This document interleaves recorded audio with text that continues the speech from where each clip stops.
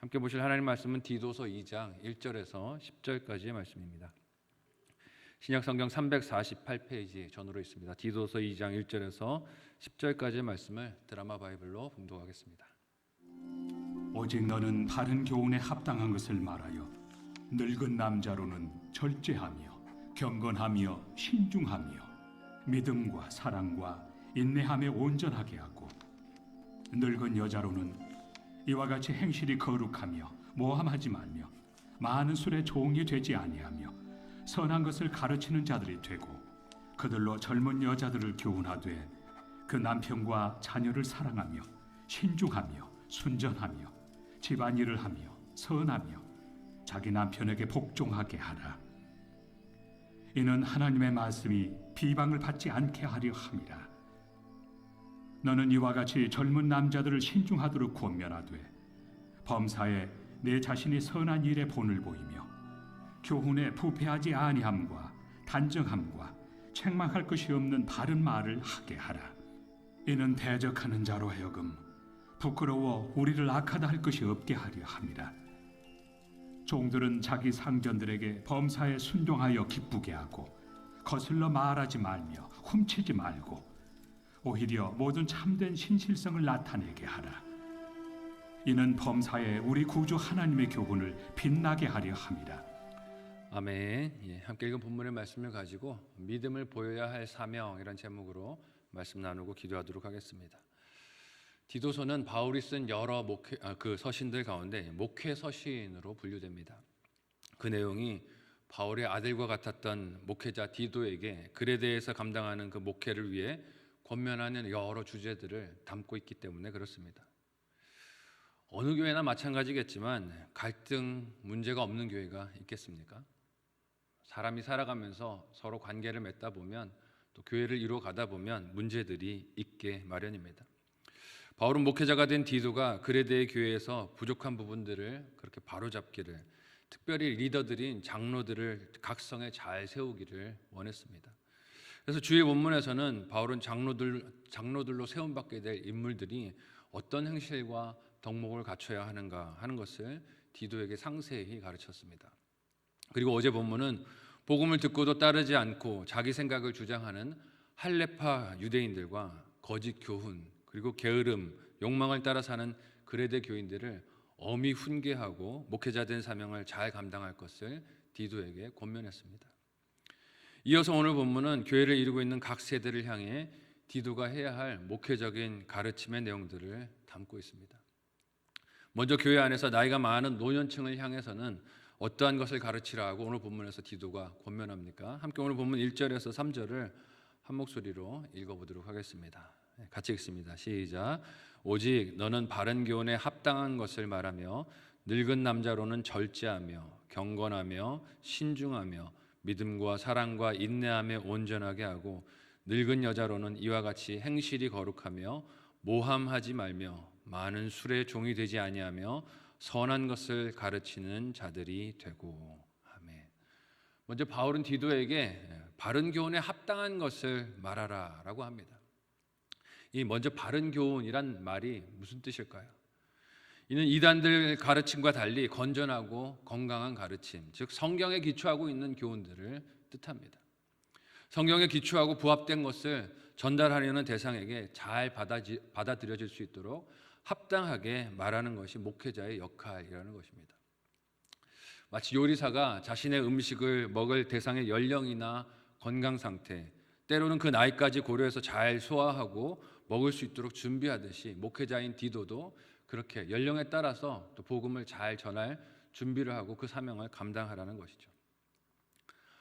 목회자도 그런 노력으로 하나님의 말씀을 전할 때 잘 목회의 사명을 감당해야 한다는 것입니다.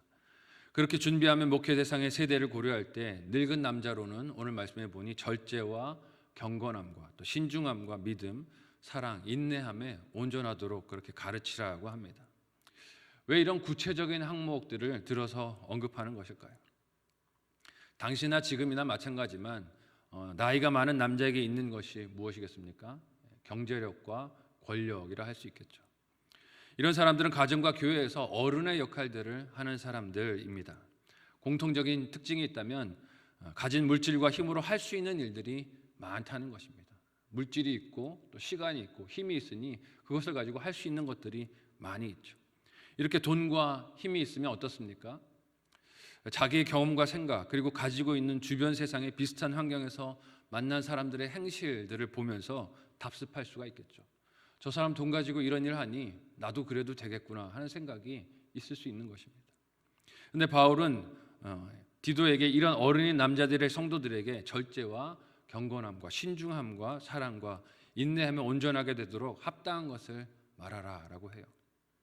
절제가 무엇입니까? 할 수 있지만 안 하는 것을 절제라고 하지 않습니까? 나에게 그럴 수 있는 능력이 충분히 있지만 하지 않는 것을 절제라고 합니다. 거절하고 멀리하는 것이죠. 오늘 본문에서 경건이란 말의 원어적인 뜻은 존경스러움이라는 의미를 가지고 있습니다. 교회 공동체의 다른 지체들이 볼 때 남자 어른의 삶이 존경을 보낼 만한 모습이 있어야 한다는 것입니다. 언제 우리가 다른 지체들, 특별히 어른들을 향한 존경심이 생겨납니까? 할 수 있는 힘이 있고 능력이 있고 돈도 있고 권력도 있지만 하지 않는 모습을 볼 때, 절제하는 것을 볼 때 어른이다 하는 생각 들지 않습니까? 그의 삶과 시간을 거룩한 일과 목적을 위하여 헌신하며 섬기는 모습을 볼 때 존경하는 마음이 생겨요. 특권을 내세우고 다른 사람 위에 군림하며 섬김을 받으려고만 한다면 존경하는 마음이 생깁니까? 겉으로는 두려워할 수 있겠죠. 돈과 힘이 있으니 말을 듣는 척 할 수 있겠지만 진정으로 존경하는 마음은 생기지 않을 것입니다. 디도는 목회자로서 교회의 나이 든 남자들에게 교회 안에서 이런 역할을 통해 하나된 공동체, 하나님이 기뻐하시는 공동체를 이룰 수 있도록 가르치며 양육할 사명이 목회자에게 있다 하는 것을 가르칩니다. 다른 지체인 나이 든 여자 성도들에게는 무엇을 강조하며 가르치라고 합니까?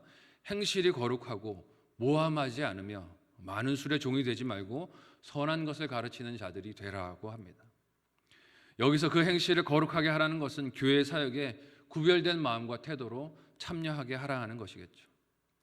연륜과 경험이 많은 여자 성도들이 보여야 할 것은 사람들을 지시해서 이리저리 움직이는 것이 아니라 오히려 그들 앞에서 거룩한 마음과 모습을 보여서 먼저 섬기는 본을 보여야 한다는 것입니다. 말로 남을 험담하며 모함할 것이 아니라 선한 것을 가르치고 취하는 쾌락에 빠지지 않는 삶을 사는 것이 나이 든 여자 성도들이 교회 안에서 또 감당해야 될 행실이고 사명인 것을 말합니다. 나이 들고 경륜이 생기면 자꾸 어떻게 하려고 합니까? 나는 섬기지 않고 손가락으로 남을 시키려고 하죠. 근데 그렇지 않고 섬기는 모습을 보이는 것이 교회 성도들에게 덕이 되고 본이 된다는 뜻입니다. 또 다른 세대인 젊은 여자들과 남자들에게 디도가 가르쳐야 할 것이 무엇이라고 합니까? 함께 4절에서 8절까지의 말씀을 한 목소리로 읽어보도록 하겠습니다. 같이 읽습니다. 시작. 그들로 젊은 여자들을 교훈하되 그 남편과 자녀를 사랑하며 신중하며 순전하며 집안일을 하며 선하며 자기 남편에게 복종하게 하라. 이는 하나님의 말씀이 비방을 받지 않게 하려 함이라. 너는 이와 같이 젊은 남자들을 신중하도록 권면하되 범사에 내 자신이 선한 일에 본을 보이며 교훈에 부패하지 아니함과 단정함과 책망할 것이 없는 바른 말을 하게 하라. 이는 대적하는 자로 하여금 부끄러워 우리를 약하다 할 것이 없게 하려 함이라. 아멘. 바울은 디도에게 그레데 교회 안에 젊은 여자들은 나이가 들은 연로한 여인들이 가르치고 지도하도록 하라고 합니다. 일상적이고 가정 안에서의 역할에 신중하고 순전할 것을 이 나이든 여자들이 가르치도록 목회자인 네가 나이든 여자들이 젊은 여자들을 잘 훈계할 수 있도록 또 목회를 하라는 것이죠. 여기서 우리가 알 수 있는 것이 무엇입니까? 목회라는 것이 혼자서 동분서주하고 뛰어다닐 것이 아니라 역할을 나눠서 협력해야 하는 것이고 또 서로를 양육할 수 있는 관계를 잘 이루어져야 하는 것을 봅니다. 특히 그 가르쳐야 할 내용이 가정의 일상적인 부분을 하나님을 향한 믿음과 연결해서 다뤄야 하니 아무래도 전문가인 연로한 여인들이 젊은 여인들을 가정생활을 잘 가르치도록 교훈하라고 해요. 디도보다 그 분야에 경험이 있고 전문적이고 또 실질적인 지혜를 줄 수 있는 사람들을 세워서 교회를 건강하게 세워가라는 뜻일 것입니다. 바울은 그 가르침의 목적이 오늘 말씀에서 뭐라고 합니까? 이것이 하나님의 말씀이 비방을 받지 않게 하려는 것이라고 합니다. 가정생활을 젊은 여인들이 똑바로 하는 것, 남편을 잘 섬기는 것, 가정을 건강하고 거룩하게 세워가는 역할이 제대로 되지 않으면 그것으로 인해서 무엇이 비방을 받는다는 뜻입니까? 하나님의 말씀이 비방을 받는다는 뜻이에요. 말은 성경과 하나님을 늘상 외치는데 가정에서 남편과 아이들을 방치하거나 팽개치고 신앙과 교회를 회피 수단으로 삼는 일이 일어나면 하나님의 말씀이 비방을 받게 된다는 것입니다. 다시 바울은 젊은 남자들을 디도가 권면하며 양육하라고 합니다. 그 양육할 내용은 디도의 삶을 통해서 선한 일에 본을 보이고 가르치는 일에 합당한 단정함과 정결함, 책망할 것이 없는 말로 어떻게 말하고 살고 선택하는 것인지를 눈으로 보고 깨닫게 하라는 것입니다. 여기서 우리가 주목할 것은 바울 사도가 교회의 나이 많은 세대가 젊은 세대를 가르치는 것이 어떤 영적 능력이나 체험 혹은 교회 모임과 활동과 함께하는 참여도의 본을 말하는 것이 아니라 평범한 일상의 생활을 본을 보이라라고 말하고 있는 것입니다. 왜 이런 것이 중요할까요? 8절에서 바울은 이것이 대적하는 자로 하여금 부끄럽게 하고 성도들은 악하다 할 것이 없게 만드는 일이기 때문이다라고 합니다. 실제 우리 신앙생활에서 배척하고 핍박하는 사람들이 많이 사용하는 논리가 무엇입니까? 말은 잘하고 교회는 열심히 다녀도 실제 삶이 욕심과 거짓 그리고 외식으로 충만하다는 것입니다. 듣기에는 마음 상하고 화가 날 수가 있는 이야기겠지만 뒤집어서 생각해 보면 어떻습니까? 그만큼 기대가 있다는 뜻인 줄 믿으시기를 바랍니다. 기대가 있다는 뜻이에요. 비판하고 공격하는 것은 그만큼 그 안에 기대에도 있다는 뜻입니다. 교회라면, 성도라면, 하나님을 믿는다면 좀 이렇게 살아야 되는 것 아니냐 하는 기대가 그들 안에 있으니 비판도 있다는 것이에요. 진짜 문제는 뭘까요? 비판도 없어지는 것이겠죠. 그럴 줄 알았다. 그러고 사는 게 맞는 거지 라고 포기하는 것이 더 무서운 것 아닐까 하는 생각이 듭니다. 기대가 있는 것이에요. 그런 기대가 없으면 비판도 없지 않겠습니까? 그러니 믿음과 경건을 성도의 삶과 일상에서 나타나며 대적하는 자들의 입이 다물어지게 하는 것은 저와 여러분의 중요한 사명인 줄로 믿습니다. 진짜 믿음이 삶에서 가정에서 드러나야 한다는 것이죠. 또 바울은 성도가 된 종들도 어떻게 권면하라고 이야기합니까? 함께 오늘 본문 마지막 9절에서 10절까지의 말씀을 한 목소리로 읽어보도록 하겠습니다. 같이 읽습니다. 시작.